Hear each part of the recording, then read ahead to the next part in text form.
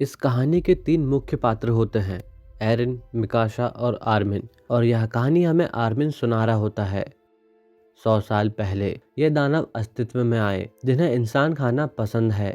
उनकी ताकत इंसानों से कई गुना ज्यादा थी। कुछ ही समय में इंसानी अस्तित्व खतरे में आ गया। जितने भी लोग जिंदा बचे उन्होंने मारिया, रोज और सीना नाम की 3 बड़ी दीवार बनाई। इंसान उन्हीं दीवार की सुरक्षा में सालों से जी रहा है और दीवार के बाहर वे दानव जिन्हें की टाइटन्स कहा गया। मारिया से रोज की दूरी 100 किलोमीटर, रोज से सीना की दूरी 130 किलोमीटर और सीना से राजधानी की दूरी 250 किलोमीटर है। हर दीवार के अंदर 4 डिस्ट्रिक्ट है। उन्हीं में से शिगानशिना एक है जहां पर एरिन रहता है और यह साल 845 होता है। हर दीवार की रक्षा के लिए अलग अलग मिलिट्री बनाई गई जिनका चिन्ह विंग्स ऑफ फ्रीडम है और वे दीवार के बाहर टाइटन से लड़ते हैं। गैरिसन रेजिमेंट जिनका चिन्ह है 2 क्रॉस की हुई तलवारें जो कि दीवार के अंदर कानून व्यवस्था बनाए रखते हैं। तीसरी है मिलिट्री पुलिस जिनका चिन्ह है यूनिकॉर्न। वे टैक्स इकट्ठा करते हैं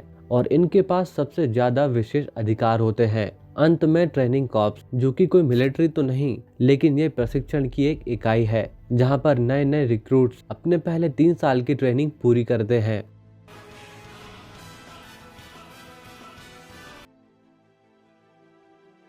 टाइटन्स शिगानसेना डिस्ट्रिक्ट के अंदर लोगों को बेरहमी से खा रहे होते हैं और चील कौवे इंसानी टुकड़ों को।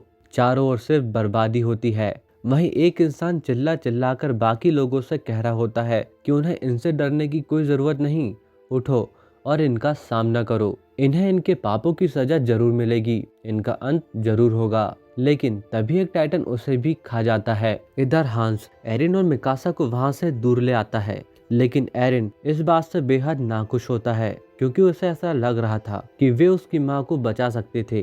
तब हांस उसे समझाता है कि तुम बच्चे हो, कमजोर हो, तुम उसे कभी नहीं बचा पाते। जब वह टाइटन मेरे पास आया तो मैं काफी डर गया था जिस कारण तुम्हारी माँ मारी गई और इस बात के लिए वह एरिन से माफी भी मांगता है और वे लोग वहाँ से आगे निकल जाते हैं। तभी मिकासा को कुछ विजन्स आते हैं जो कि उसे हमेशा से परेशान कर रहे थे।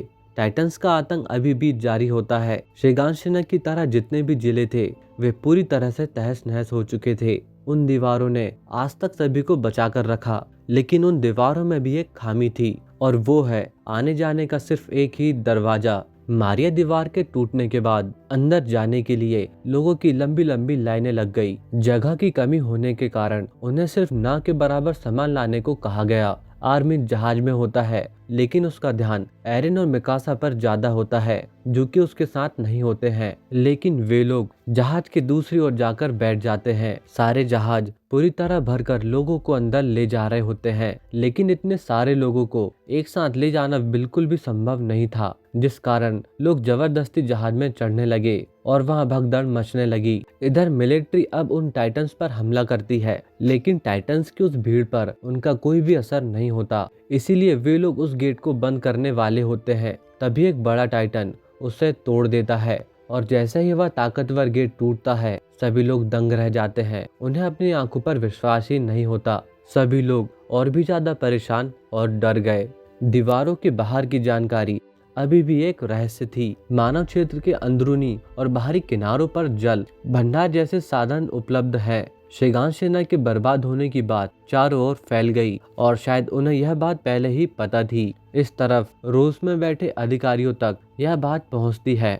बढ़ती भीड़ से वे बेहद चिंतित होते हैं क्योंकि उनके पास जरूरी संसाधन की बेहद कमी थी। उनमें से एक को तो इस बात पर विश्वास ही नहीं होता कि टाइटन्स यहाँ तक पहुँच चुके हैं, तो वहीं एक को विश्वास होता है कि वॉलमारिया टाइटन्स को संभाल सकते हैं, तो वहीं एक सेंट्रल गवर्नमेंट से हेल्प की मांग का सुझाव रखता है।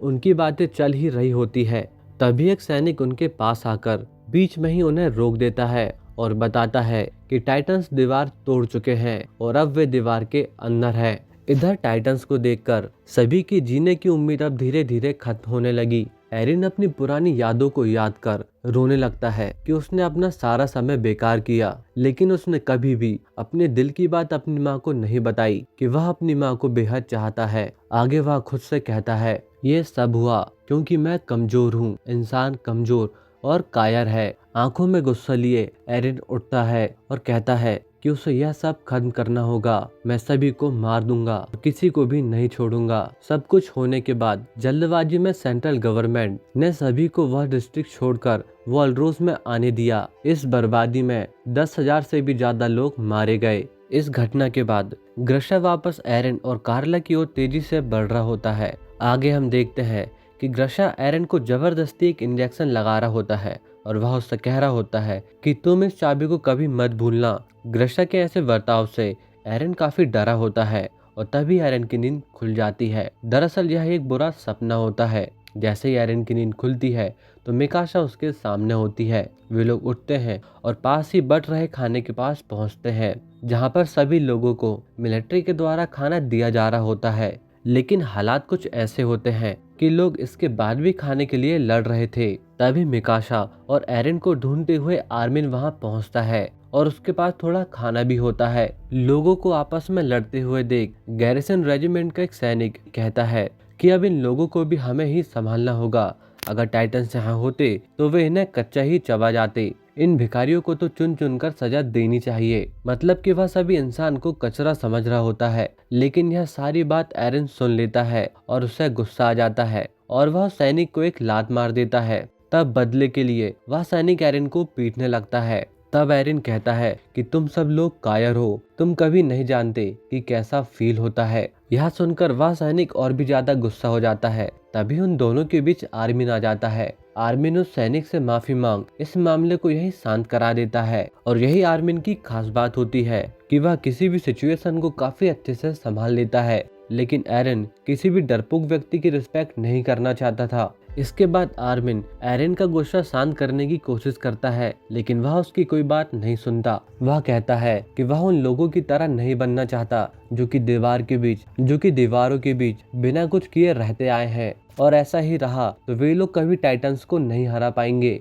जिसमें आर्मिन कहता है कि पहले भी वह कुछ ऐसा ही सोचता था, लेकिन हम कभी भी उन्हें नहीं हरा पाएंगे, और जैसा तुमने अभी किया इसके बदले वे लोग हमारे साथ कुछ भी कर सकते थे और हम यहीं पर मर सकते थे। जिसमें एरिन कहता है, क्या तुम अभी भी ऐसी शर्मनाक जिंदगी जीना चाहते हो जिसमें कि तुम सिर्फ भागते रहोगे?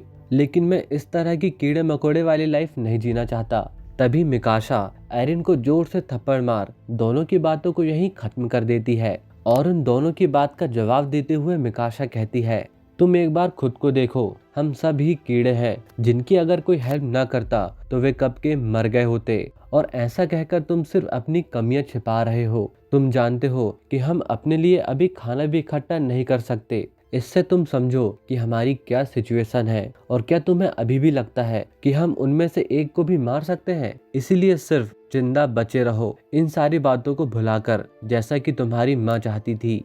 आगे मिकाशा उसे खाने देती है, जिस पर एरिन रोने लगता है। कुछ दिनों बाद अनाज की कमी हुई। कुछ भूखे लोगों को एक खेत पर छोड़ा गया ताकि वे खाना जुटा सके, लेकिन ठंड के आगे सभी लोगों ने घुटने टेक दिए। एक साल बाद साल 846 बचे लोग सेना में भर्ती होने लायक हुए। दीवार मारिया को वापस लेने 2.5 लाख लोगों को वहां भेजा गया, जो कि आबादी का 20% था। लेकिन उसमें से 20 लोग भी वापस नहीं आ पाए और कुछ भी नहीं बदला। ऐसा गवर्नमेंट ने सिर्फ टाइटन्स को मारने के लिए नहीं किया, बल्कि वॉलरोस के अंदर जनसंख्या और संसाधन की कमी को दूर करने के लिए किया। सभी के मरने से वॉलरोस का बोझ कम हुआ और वॉलसीना का जीवन और भी समय के लिए सेव। यहाँ पर हम समझ पाते हैं कि दीवार के अंदर सिर्फ टाइटन ही खतरा नहीं है, बल्कि अंदर बैठे स्वार्थी और भ्रष्ट अधिकारी भी है, जो कि अपने स्वार्थ और आराम के लिए आम जनता के बलिदान को हमेशा तत्पर रहते हैं। इस तरह हम वहाँ की राजनीतिक साजिश और सामाजिक असमानता को अच्छे से समझ सकते हैं। अपनी दादा की मौत के बाद आर्मिन काफी परेशान होता है, तो वहीं एरिन टाइटन से लड़ाई के लिए अगले साल कैडेट्स में भर्ती होने का फैसला करता है, जिसमें आर्मिन और मिकाशा भी उसका साथ देते हैं। वह मिकाशा को ज्वाइन न करने को कहता है ताकि वह हमेशा सुरक्षित रहे, लेकिन मिकाशा अपने प्रॉमिस को पूरा करने हमेशा उसके साथ रहती है। समय बाद एरिन, मिकाशा और आर्मिन कैडेट कॉर्प्स ज्वाइन करते हैं, जिनका ट्रेनिंग कमांडर कैथ होता है। वह सभी से कहता है कि तुम सबकी ट्रेनिंग तुम्हारी सोच से भी ज्यादा खतरनाक होने वाली है, जिसमें एक गलती तुम्हारी मौत का कारण बन सकती है। अगले 3 साल में तुम अपने एक नए अवतार को जन्म दोगे। और इसी के साथ यह एपिसोड यहीं पर समाप्त होता है।